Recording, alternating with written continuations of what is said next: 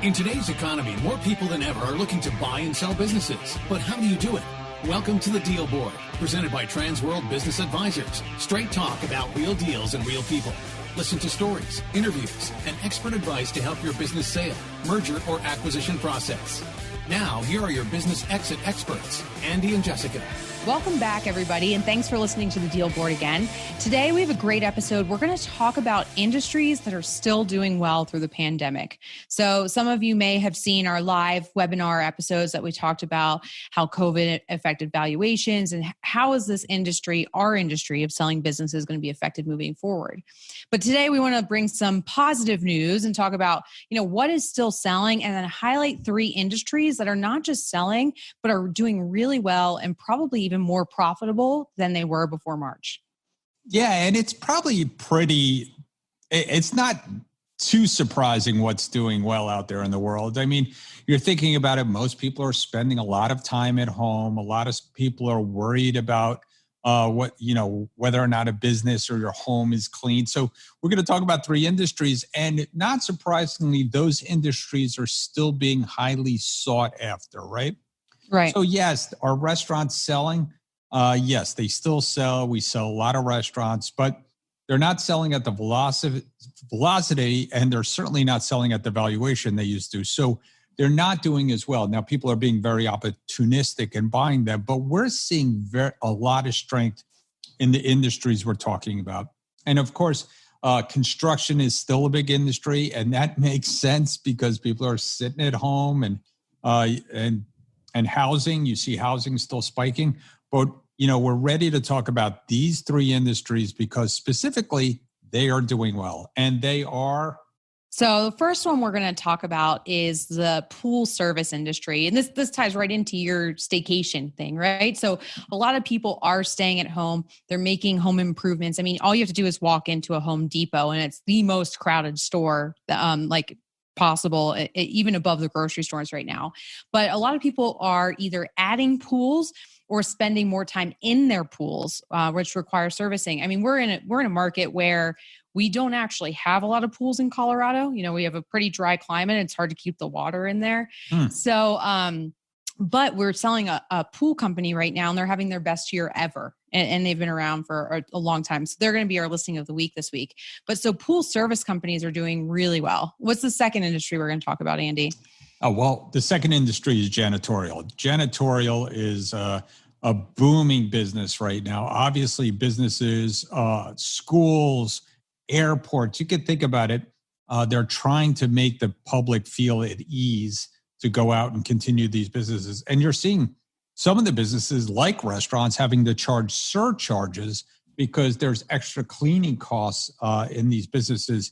And I've talked to a few of the owners of these janitorial companies, and when I've talked to some of the disaster recovery companies, and they are just booming and doing this specialized service and just the regular cleaning out there. So it's a booming industry right now, and the valuations are staying very strong. And we see people looking for these types of businesses. Yeah. And then the last one we're going to talk about is auto body or auto repair. And it was interesting because this industry took a little bit of a hit in April when everyone was at the stay-at-home phase. But now that we've moved to a more transient phase and we're doing staycations or local trips, I've also seen a big spike in my personal circle of people doing road trips across the country and renting RVs and things like that. So they're getting a spike back because you got more people on the roads, more people traveling via car versus air. Naturally, there's going to be more accidents, more issues with autos. So auto body and auto repair shops are seeing a big spike right now too. Yep, and it also translates to the tire shops, and it also translates to some of the car wash. I mean, you would think that these things would not be doing well, but like you said, they've rebounded very nicely. But, and we just had a really good auto body sale. It's such a good story that we're going to save it for later. That's a little teaser for a future episode. It's such a unique story of a great entrepreneur that we just want to highlight her. Right. And that's going to be a great episode. Make sure you tune in next week to catch that one. But today we have 3 experts, one in each industry. Aaron Fox talks about auto body and repair shops. He's from our Boston office. And then we've got Mike Shea, of course, returning to the show again, right, for pool service.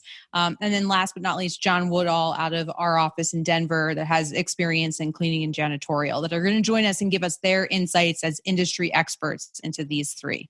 It sounds like I had 3 great interviews, and so you could really, understand what the valuations are on those. Great. Well, sounds like a plan. Let's get to it. As always, if you have any questions or feedback for Andy or I, please don't hesitate to reach out. You can visit us at thedealboardpodcast.com.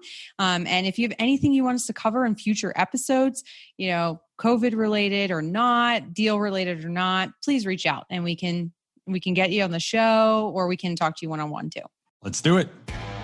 Transworld Business Advisors is the world's largest business brokerage and mergers and acquisitions firm with over 500 brokers in nearly 200 offices worldwide. Transworld's team handles thousands of business sales every year. To be connected with a qualified business broker or learn more about the buying and selling process, visit tworld.com/the deal board or call 888-719-9098.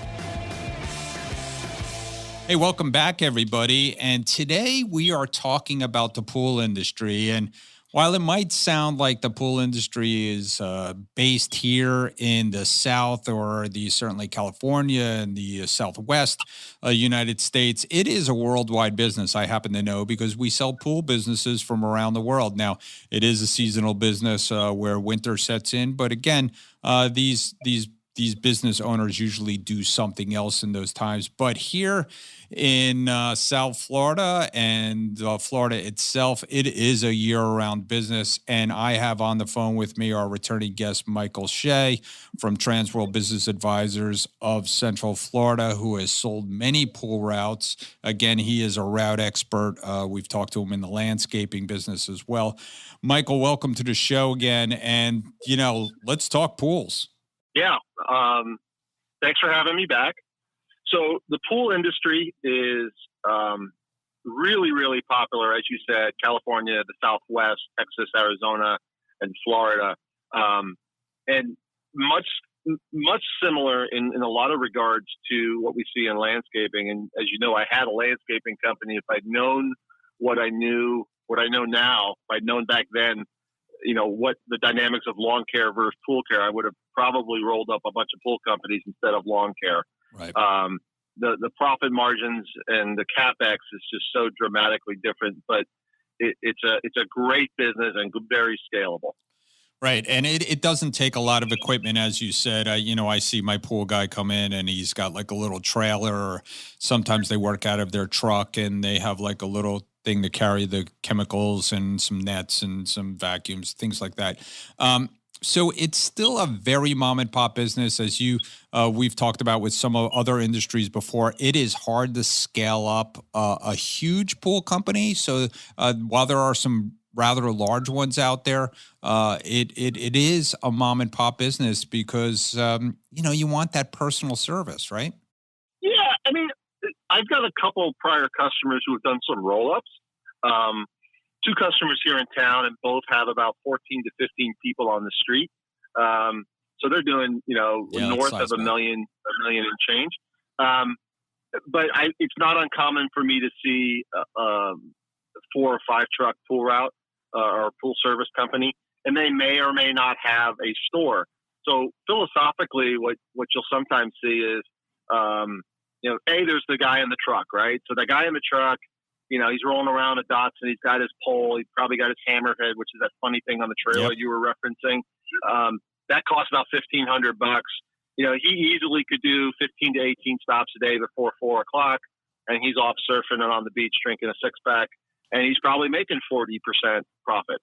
Now that's not always the case. The size of the pool, is the pool covered? Is it not covered? Is the salt system? Those variables drive your margins, but the margins are really, really solid. So, up here in Central Florida, where the majority of the pools are covered, the margins are even better, but relatively low barrier entry to get into the business, but they can be scaled. the labor is always the factor. Can you find people who will clean the pools? And that's a challenge in a good economy like we're having right now. But, getting big is not a problem. And you could even expand into the repair component of the business, which, pools have a life. They're in Florida, in the Southwest, Texas, California, the equipment is exposed. So the sun and the chlorine chemicals beats the heck out of the equipment. You're replacing those pieces of equipment on a pretty regular basis, every 2 years, every 5 years, every 10 years, depending on what device we're talking about. And the margin on a repair of equipment is massive. Yeah, I've seen now, that. in places like the South, in the places like the South, the commercial pools are in either another segment of the industry. You rarely see the two. You rarely see a residential guy doing commercial, and you rarely see a commercial guy doing residential. It's not that there's anything different. It's the logistics of those pools that makes it hard, because large commercial pools have to be done every day. Residential have to be done once a week. It's hard to go on and off route and maintain your logistical efficiencies by having that mix of customers. So you tend to see them divided up into separate sectors. Right. And I'll tell you the one interesting thing about the pool business, and pool company was actually one of my first deals that I sold back in the day. I have to get that guy on the podcast. He's an interesting story. But, the pool business is interesting to me in the fact that it doesn't sell for a high multiple. And there's two ways to buy pools, right? You could just buy the accounts, and that sells for a multiple of monthly. And I'll let you talk about that a little bit. And then there's buying an actual company. But I still don't see the multiples being huge. Well, I think that in large part, so there's some guys out there in the industry of selling pools who have done a good job of, putting stuff out on the internet and kind of defining for the industry what things are worth. And I'm not going to say his name, but if you go out there and write, hey, I want to buy a pool route, their website's going to pop up. And what they tend to say is, hey, it's 8 months worth of billing. Right. The odd thing is, okay, a pool route generally makes 40 to 50% profit. Right. They don't count the repair revenue, which is discounting, what I just said. Right. You're changing filters regularly. You're repairing pumps regularly. You're repairing leaks regularly. Ignoring that revenue. And we had that same problem with lawn care. There was an element of lawn care where mulch and tree trimming wasn't counted. And I'm going, trees grow every year, right? The stuff grows back once you cut it. So to deny that is a valued revenue stream is ignorant. So I think sellers need to be aware that the multiples that are by the people in the industry are oriented to the buyer, not to the seller. Right. The sellers need to realize that repair revenue is just as valuable and should be counted because it has a regular frequency to it. So you can't ignore it. But in South Florida, when you're buying stops, there's a discount because risk goes up, right? So when guys are, say, I got 10 stops or 50 stops, I'll sell it to you for 8 months of billing. They're leaving money on the table. What they should do is package it up and sell it as a company. Yes. The multiples, I have always found, at least when I sell them, that the business is attractive because it's home-based, because of the service revenue component of it, because of the low CapEx. Those are all variables that are highly attractive that other businesses don't have, and in any other circumstance would drive the multiples up. It is not uncommon in Central Florida to see a 1.8 to a 1.7 multiple, yet in South Florida we see a lower multiple. I think that has more to do with the reality is that your costs go up with the consumption of the chemicals.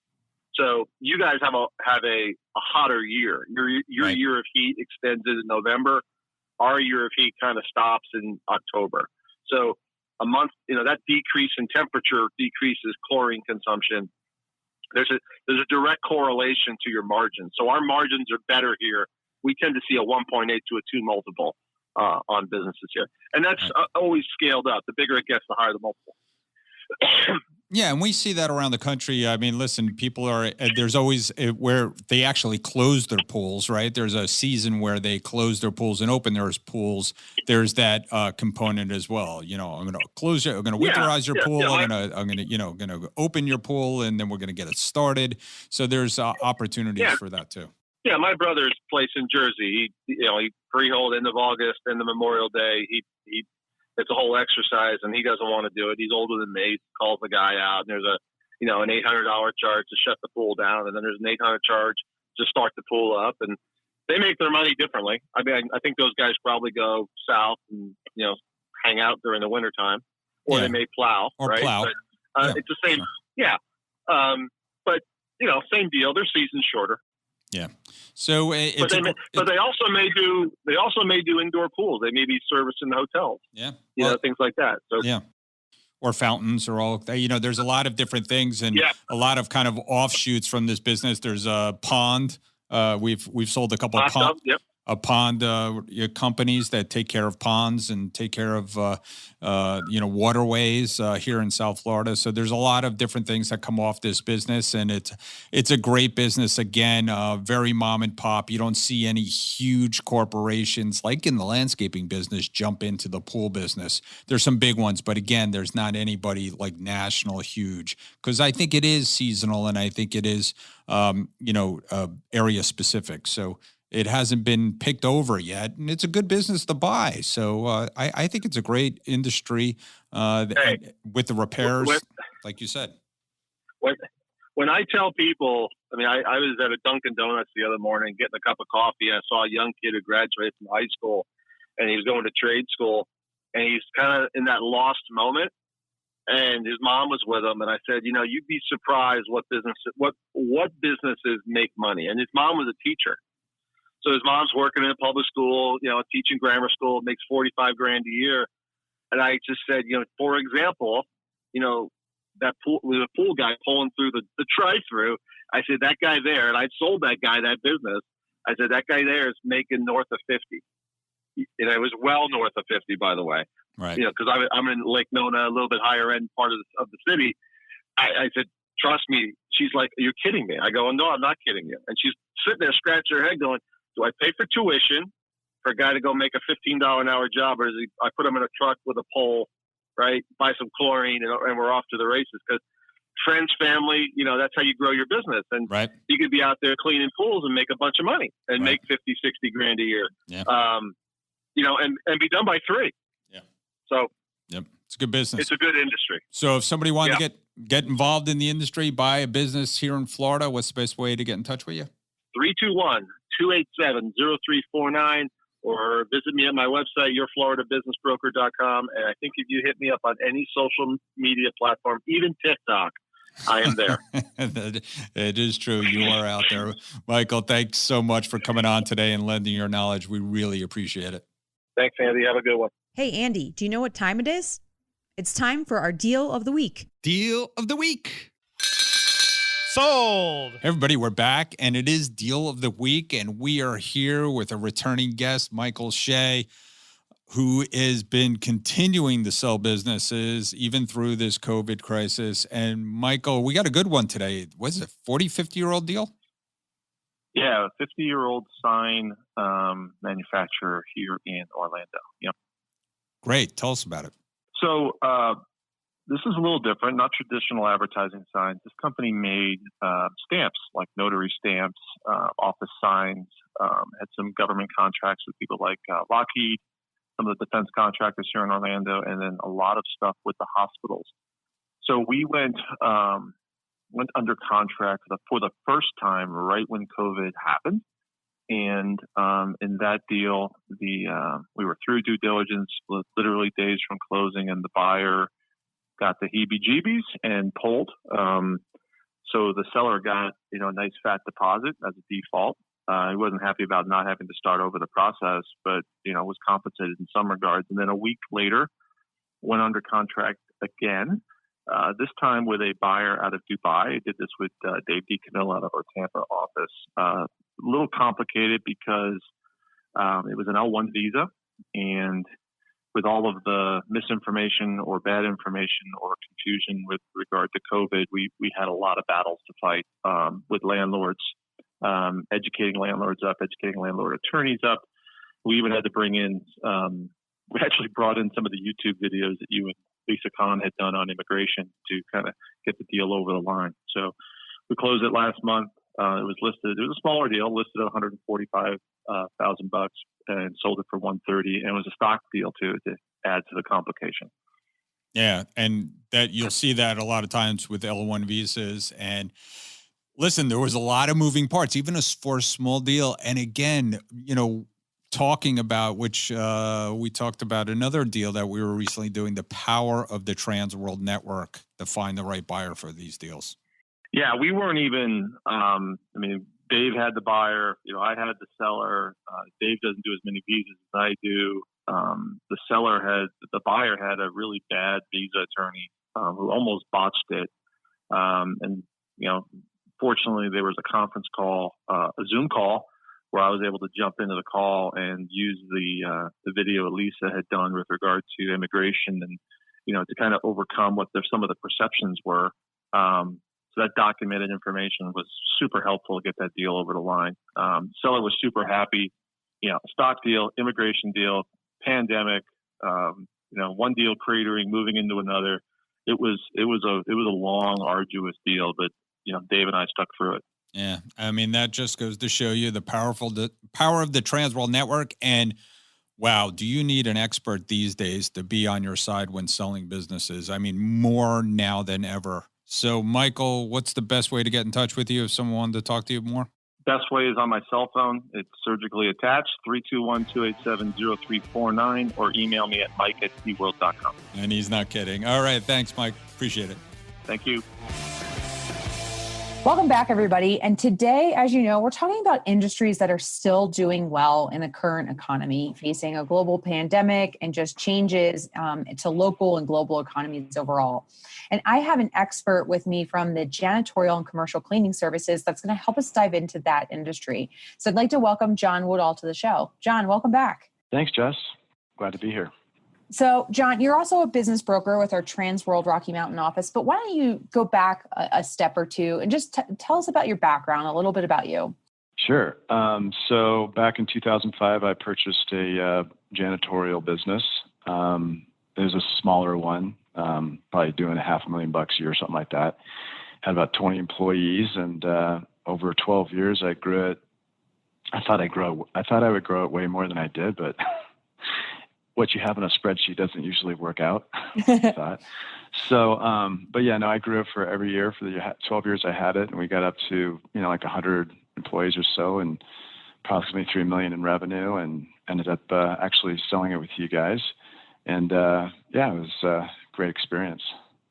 Right. And now you're on the team selling businesses like that and other ones as well. So, you've got a lot of expertise in this industry. I thought we'd first start by just talking about what are the types of services that janitorial and commercial cleaning companies provide, and what makes them different from a general cleaning service or residential. Maybe let's just start at that 101 level for buyers that aren't even familiar with this industry. In my opinion, obviously everyone's got different opinions, but in my experience with this business, we did look at doing residential, but it is a completely different beast. It's different, in terms of what you pay your labor, what you charge the customer, the insurance that goes with it, how you handle customer complaints. Residential, is just completely different. So it's hard to sort of switch gears between those two types of businesses, like the commercial versus the residential. Commercial is it's a month to month. It's a daily thing. It's like a monthly recurring revenue stream that usually you're cleaning it at least once a week, maybe twice, 3 times, 5 times, 7 times a week. So it's just a more consistent, hands-off. The people that you put in place to do the work, it can, as long as you have that account, that could be, and they do a good job and service the customer appropriately. That could be a very long-term account for them because, with commercial cleaning, it's just, I think it's one of those businesses. It's one of those things that, you don't see see the people doing the work, so there's not this sort of affection towards the person who's doing work for you. Whereas with residential cleaning, you have a different situation where somebody's coming in every day, and so they, you see them every day, and you're very thankful for what they do. So I mean, unless you have like a day porter, I guess, that's the type of situation where, it sort of makes it a little bit more stickier on the commercial side. Yeah. Yeah. And then, in terms of janitorial commercial, it's like you also have another piece of commercial business is you have the project work that you can bring in, like carpet work and floors and windows and stuff like that, might it contribute, like for us, I think contribute about 10% of our overall revenue. The other 90% was the, daily, weekly, monthly, whatever type of cleaning, just regular cleaning. And it's always been a really desirable business for buyers because of the monthly recurring revenue piece. And then I like how you brought up the upsells, right? Because it's always easier to upsell a current customer into a new product or an additional service like carpet cleaning, right? Than to try and go out and get a new one. But this monthly recurring revenue piece has always been attractive to buyers in any industry. And that's why janitorial and commercial cleaning businesses have been in demand for quite some time. But looking at the environment now that we're in, and the rise of COVID, right?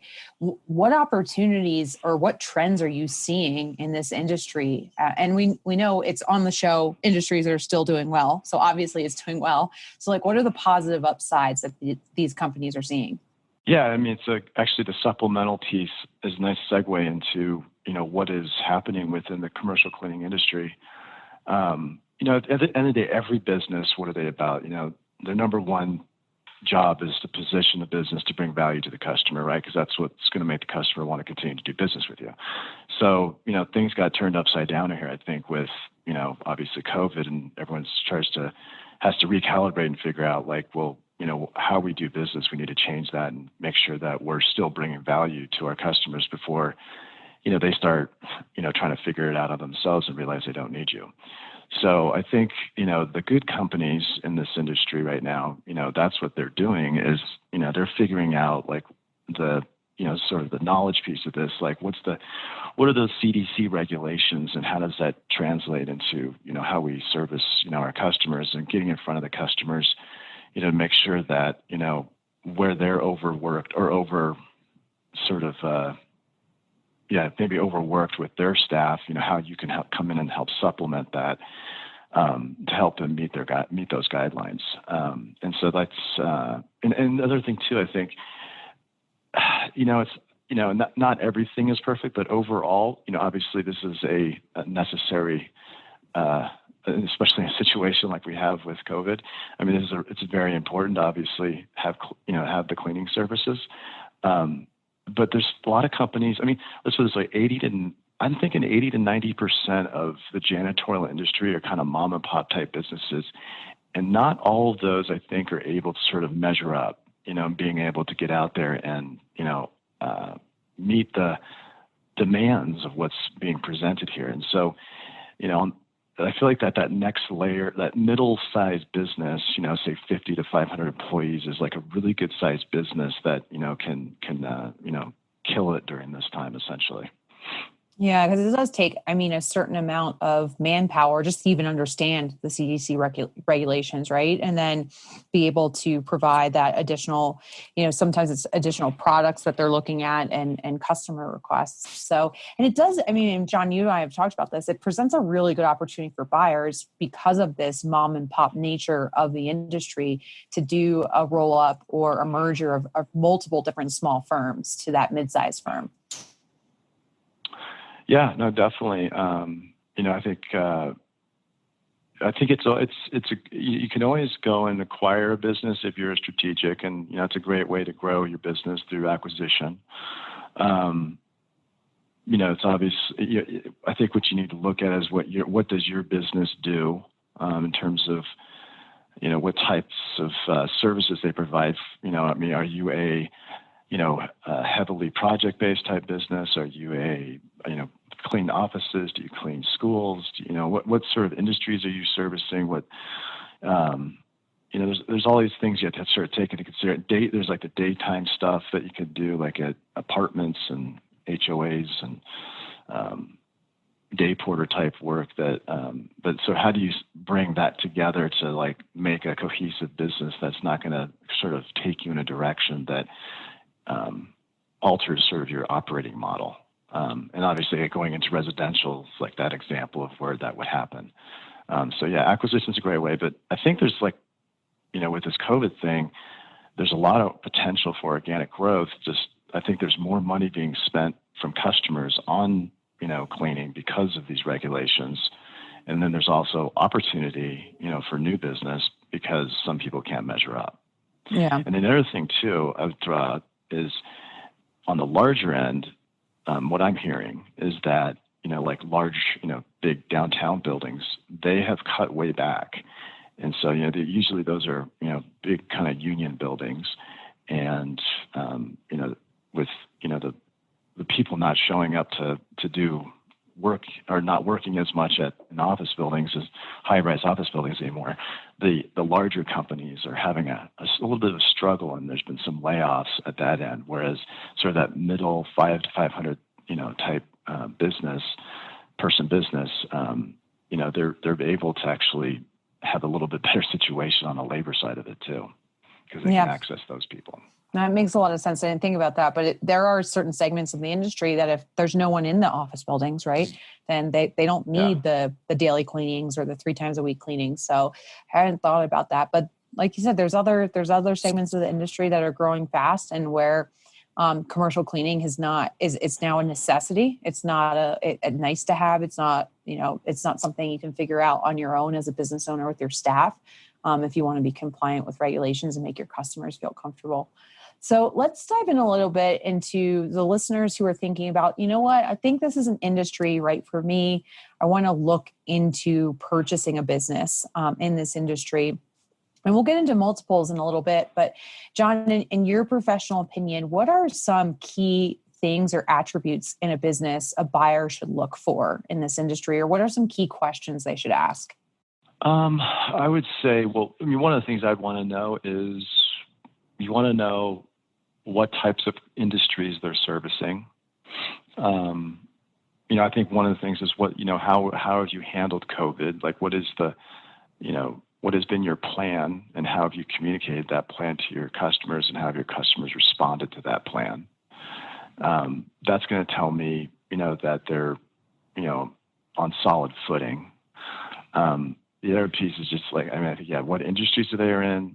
What's the percentage of the business that is actual monthly recurring versus how much of it is reoccurring or project-based business?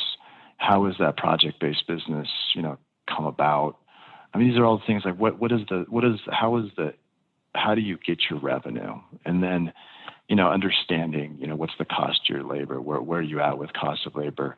I know here in Denver, we've had, when I was running my business 12 years ago, we were, hopefully people don't take this the wrong way, but we pay people $7 an hour because that was what the minimum wage was. Right. Or I think we've always paid like 50 cents to $1 more. So we're like $7.50 or $8. By the time I was selling my business, we were at $12 an hour minimum wage. So we were paying, $12.50 to $13.50 or something like that. And that was just sort of your frontline staff. So, what is the, understanding what your labor situation is, how is that as a percentage of your overall, revenue? And it should be, it depends on what type of business you're doing. If you're doing like a 1-day week type jobs, you should be making 50% margin on gross margin. If you're doing like the bigger sort of 5-day week type jobs, you should be doing, should be in that 65 to 75%. You should be in that 35 to 25% gross margin on labor. Mm-hmm. So those are kind of key ingredients. And then obviously the SG&A or the expenses of running the business, making sure there's no weird things going on with insurance, where they've had a bunch of claims and stuff like that, because that might make you think, okay, there's some, issues here with the operations. And, look at the supply costs. Supply costs are significant. We usually always target 4% of labor as a supply cost. And so those are kind of the things that I look at to say, okay, I'm a numbers guy, which is a good thing. Yep. I'm a broker. Yep. Yeah. But those numbers, they tell the story. And then at the end of the day, it's like what's the concentration? The other thing is just what's the concentration of your business amongst all your customers? Do you have one customer that's 50% of your business? Because that's going to be how we're going to keep that account. Those are the kind of things that you want to make sure that get involved in something that, and actually when I bought my business, we had a situation like that, but I tied it to the purchase price. So we actually lost it. But when we lost it, I didn't have to pay the seller. Right. And that's a lot of good things that brokers can help with in the negotiation phase too. And we'll, at the end of the episode, we'll give everybody your contact information because you are an expert in this industry and others. And as a numbers guy, you know a lot of those key metrics if people are looking for a business. So what do you think about valuation? Where are valuations sitting right now for commercial cleaning? Sure. I think, valuations, I've done a few deals here recently in this sector, and it's usually running, say, 2 to 3 times SDE and 3 to 4 times for EBITDA. But obviously, there's a lot of qualitative factors that go into like whether or not that's going to be supported, and those qualitative factors, can also influence, I guess, what the deal structure is going to be. So, for example, like right now, I have a deal where it's $1 million sale. There's 50% of one of the customers, 50% of the business. So, seller's going to carry a big note on that won a customer for the first 12 months. And so that's kind of just to make sure we transition that customer over safely, kind of like my deal. And then, so those are sort of the ranges, I guess. Other things that influence the purchase price is just, the amount of cash flow you generate, or, SDE, EBITDA. Mm-hmm. So, the lower the number, those are going to, depress those multiples towards the lower end. Like we always say on the show, valuation is, both quantity and quality of SDE, right? So as the SDE goes up, the multiple goes up too. And then there's the qualitative factors that you brought up. Some of those really good metrics about gross margins and, the cost of products and where they're getting their revenue, recurring versus project, all really good metrics for people to focus on, John. And I'm sure this has given our listeners great information, but spurred some additional questions. So if someone's looking in this industry to either purchase their business or listen to this episode and thinks maybe this is a great time to sell and they want to reach out to you to connect more, how can they get a hold of you? Sure. My cell number is 720-339-7050. Or you can just reach me at John, John, at tworlddenver.com. tworlddenver is one word. That's great. Well, this has been a really great interview, John. I'm sure you've provided a lot of unanswered questions and maybe some ideas for listeners of the show. Any last parting words of advice? Yeah, sure. Just hope everybody stays safe and healthy, and we get out of this situation sooner rather than later, so that all businesses are performing as well as the janitorial industry.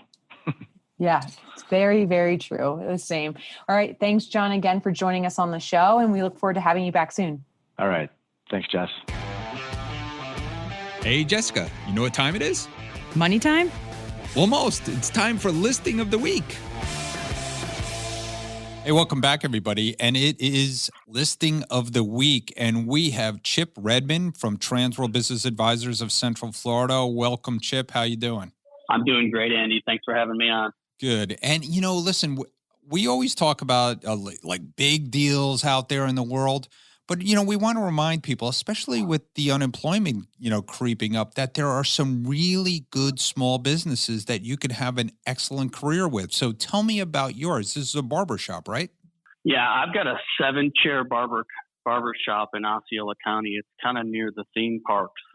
It's a really neat deal to where the guy has 7 chairs that he rents out at $200 a week for barbers.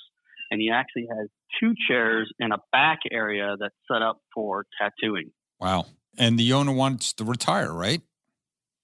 The owner wants to move into another industry. Okay.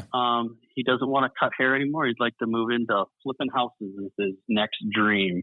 Okay. So he had a small little business, and this one is being sold cheap, right? You got to move. Yeah, he's moving this for $20,000. He earned $34,000 last year in earnings, and he's trying to get rid of it right now at $20,000 even. Right. So somebody who cut hair, who was a barber, this is an excellent deal for them, right? Yeah, it's great. All you would need is somebody to have a master barber's license, but he's willing to leave his master barber license there at the shop, cut hair, and live your dream. There you go. So for $20,000, you're in business, and you can start, working. And they are operating now, right? They are open, fully open right now. They're just wearing masks. There you go. Good citizens wearing masks and doing business. That's what we like to say. Chip, what's the best way to get in touch with you if somebody wants to know more? My cell phone is 321-299-6867, and you can get me at chrisredmond@tworld.com. There you go. Great job, Chris. And give him a call. This is a great deal. Thanks, Andy. I appreciate you having me on. Hey, we're back, and we love talking about industry specialties. And today we're going to talk about a unique one in the automotive business, auto body shops. And we have sold some auto body shops in the past. I have Aaron Fox with me from Transworld Business Advisors of North Boston. And welcome back. Aaron, what happens is you start selling these businesses and you become an expert. So what have you learned about the auto body business? I've learned that auto body is a fantastic business, absolutely fantastic business, especially for the right person. It's I never realized all the intricacies that really go along with that industry as we started getting into it, and those are some of the businesses that people have built and started from scratch or started from doing repairs in their garage. It's absolutely incredible to see what they've done. Yeah, I mean, there's the book, The Millionaire Next Door, and these quote unquote blue collar millionaires, people who make really good money in the body shop business, and auto body shops are, I don't know if they're going away anytime soon. You might think that self-driving cars might be a little bit more careful than other cars, but there's still tons of things. I mean, we see it in now. Climate change is going to affect auto body shops because it hails, it rains, cars, get hit by branches. There's a lot of reasons why people need maintenance on their cars. Oh yeah, and as we're watching now too, there's more cars on the road than ever. There's more distractions that are pulling you in 50 different directions while you're in your car than ever. I mean, even those self-braking cars, they still don't protect you when you're backing out of the garage and you take the side view mirror off the car. That's true. So we've seen a lot of body shop businesses in the past. So what are some of the intricacies in the industry? Well, a lot of it comes down to what their specialties. Some of these specialties and certifications that go along with them really do carry their weight in gold. When you look at the Authorized Repair Service Center for pick a company like Volvo that's taken off recently, having that certification really does bring a lot of value. And then you start looking really at that team that's in place and what their quality of work and their checks and balances of what they're delivering to their customers. What I've also really even noticed too is I thought that, being the preferred shop and all of the DRP that came along with the business was really the gold standard. There's some boutique shops out there that don't do any DRP whatsoever, and they cater to specific customers, and they've just built this awesome residual network that comes back, and they've full referral based, and I'm looking at some of the volume and just downright impressed. Did I miss something? DRP, what does that stand for? Oh, that's the you gotta know the lingo. That goes right. That's why we do the show. That's why we do the show. So DRP is basically the insurance company's direct to repair program. Okay, so direction to repair. Sure. So there's certainly some specialties out there. Talk about some of the EPA and issues that go along with buying a auto body shop.